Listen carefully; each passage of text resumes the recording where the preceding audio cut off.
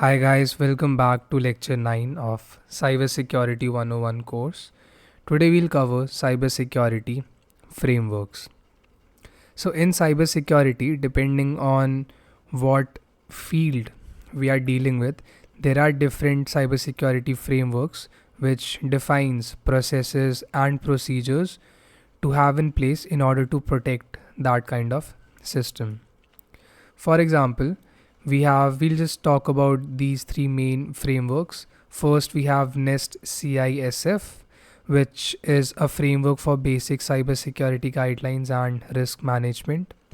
Then we have ISO 27001. This is a very famous framework, and companies do pay in order to get ISO 27001 certified, right? So it is basically a framework which provides guidelines around managing information security management systems.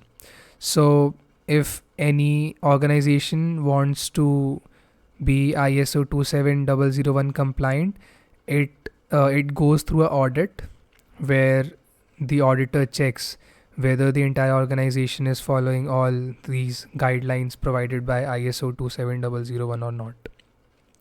Then we have PCI DSS. PCI DSS provides guidelines for companies which processes payments in order to protect a cardholder's data.